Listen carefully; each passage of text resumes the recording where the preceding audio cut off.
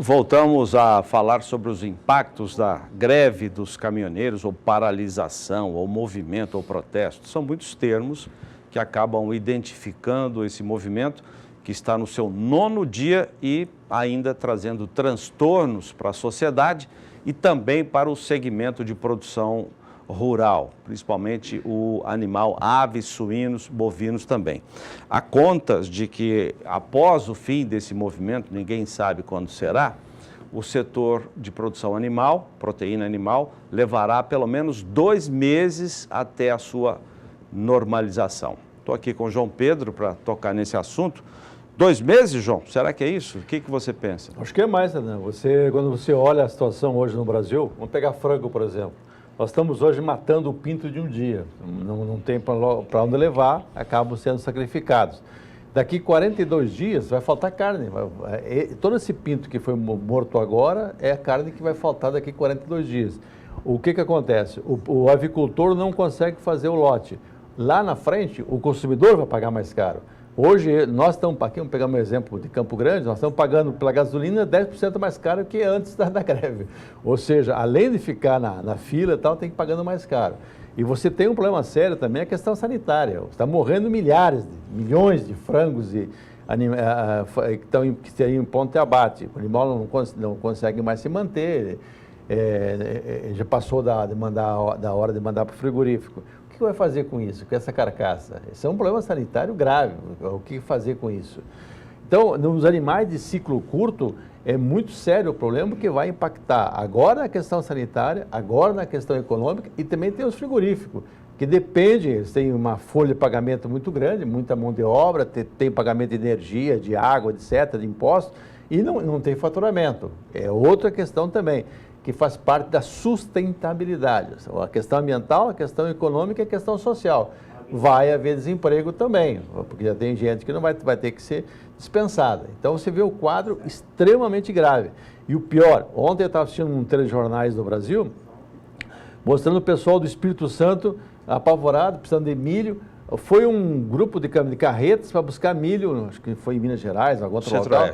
Centro-Oeste. E os caras, com escolta, e os caras não deixaram passar, com escolta. Pô, desmoraliza até a questão força policial. Hoje, em Santos, eu estava assistindo agora de manhã, está fechada a entrada do Porto de Santos há quase 10 dias. Tem milhares de contêineres lá. Aqueles contêineres com carne, vamos fazer o quê com aqueles contêineres com carne? Se está passando o prazo de validade. Então, você olha hoje o quadro extremamente preocupante do ponto de vista da questão de produção animal, questão de consumidor. Você deixa apodrecer a carne lá, vai fazer o que com isso aí depois? E na questão de suinocultura é o mesmo processo. Pode ser que até que não seja um pouquinho menos, dá para tolerar um pouquinho mais em relação ao frango, porém, o que ele vai fazer? Ele vai reduzir a ração, esse animal vai perder um pouco de peso, ele vai aumentar o custo, a margem muito pequena para o animal, é muito pequena, ou seja, a margem vai para o espaço também. Então, e no caso de bovinos, qualquer pecuarista, o senhor e a senhora que fazem parte, tem compromisso, tem que pagar funcionário, tem que pagar fornecedor, tem que pagar isso, e aí, não consegue vender. A hora que for vender, a hora que reabrir, vai ser uma enxurrada, vai ser aquele negócio que vai no brete, todo mundo vai querer entrar, ocupar o espaço. Com certeza o preço vai cair. Então o consumidor está pagando mais caro e o produtor, teoricamente, vai receber menos pelo seu animal. Se você olhar na bolsa, os primeiros vencimentos já mostram isso, uma queda de preço nos primeiros vencimentos. Ou seja, a pecuária estava aguardando uma melhora que poderia vir no fim segundo de safra, né? Teoricamente teria uma recuperação daqui para frente. Já acontece o inverso, ou seja, continua a queda de preço e o produtor sofrendo com essa questão. E outra coisa, você está no Centro-Oeste, agora as chuvas estão escassas, já tem temperatura noturna mais baixa, a braquiária, os pastos tropicais desenvolvem pouco, você não tem a forragem a atender, era uma hora de você começar a aliviar os pastos para poder enfrentar o período de seca. Essa retração de 9 dias, mais sei lá quantos dias daqui para frente, complica e complica muito.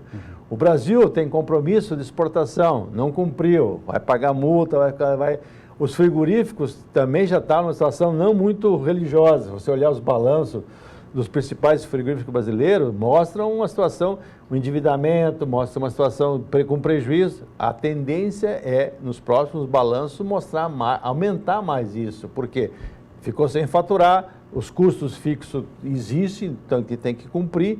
Então você vê um quadro extremamente preocupante sobre os três aspectos. O aspecto econômico, tanto o consumidor pagando mais caro e não tendo o produto, tanto por parte das indústrias que não conseguem processar, não conseguem vender os seus produtos, comprar o animal e vender os produtos, a carne e os derivados, e você vê do ponto de vista ambiental, morrendo milhares, milhões de frangos, de suíno nas granjas, qual é o destino disso? Então, você vê um quadro extremamente preocupante. E o movimento de alguns que ainda continuam nas estradas prega o seguinte: nós estamos trabalhando para a sociedade, mas tem um contrassenso aí, João. Olha, porque na verdade a sociedade está pagando muito caro, a produção também. Nos últimos dias começou a aparecer uma série alguns meios de comunicação mostrando que muitos dessas pessoas que estão incentivando têm interesses políticos, eleitorais deles, são candidatos ou foram candidatos, que estão aproveitando a onda. Dane-se o país, não querem nem saber. Então eles pegam essa bandeira e outras classes, vamos pegar o exemplo dos petroleiros, são uma das classes mais abonadas da área privada no Brasil, em termos de salário, em termos de benefício, em termos de aposentadoria, porque eles têm um fundo de pensão que o poder público deposita bilhões para poder contrabalançar ali, querendo entrar em greve sob o argumento de que o preço do gás de cozinha está caro para o consumidor. Então, usam coisas que interessam a população, que a população está sentindo, para brigarem por questões políticas, por questões ideológicas, e entrar em greve. Os petroleiros amanhã está previsto entrar. Então, você vê, se o caos já chegou num ponto crítico, vai ficar um pouquinho pior, porque aí não vai ter nem produto na refinaria. Então, eu creio que não vai dar certo essa greve, porque isso é uma greve por efeito meramente político, questionando a presidência da Petrobras. E da República também. Mas da Petrobras querem tirar o Pedro Parente. O Pedro Parente pegou uma empresa que estava quebrada, altamente endividada, e botou nos eixos. A função dele era essa. Nós temos que atacar a questão do custo do Estado brasileiro, seja a União, seja os Estados, seja os municípios. Você tem hoje, você pega o Legislativo, vamos pegar, que não está se falando muito no Legislativo, custa 2 bilhões e 800 milhões por ano para nós, brasileiros, sustentar 81 senadores. 2 bilhões e 800.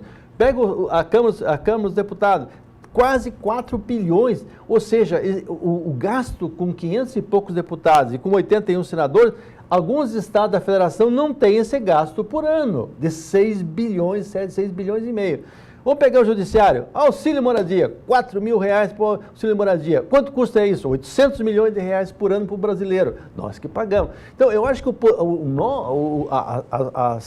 as entidades, os grevistas, têm que falar nisso também, pô. Tem que... Aonde que vai o dinheiro público? Aonde que vai os 35%, 36% do PIB brasileiro que são extorquidos da sociedade através de impostos? Para sustentar alguns apaniguados.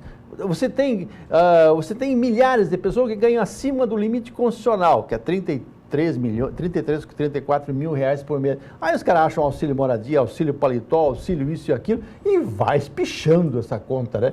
Vende férias, vende isso. Alguém paga. Quem paga somos nós. O senhor e a senhora que estão trabalhando, nós que estamos trabalhando, nós que pagamos. Então, isso tem que ser questionado. Não é só usar, é 50 centavos no litro de diesel. Vai custar quanto? Vai custar 9 bilhões de reais. Para quem? Novamente, para mim, para ti, para todos nós. Isso não é justo, Zé. Alguém tem que ter coragem de falar, vamos botar a ordem no galinheiro. Você tem que tirar dinheiro do Executivo, tira do Legislativo, tira do Judiciário, tira do Ministério Público. Todo mundo tem que participar disso. Por quê? Não tem de onde tirar mais. E arrancar da população é sacanagem. Sacanagem. Obrigado, João. Bom trabalho.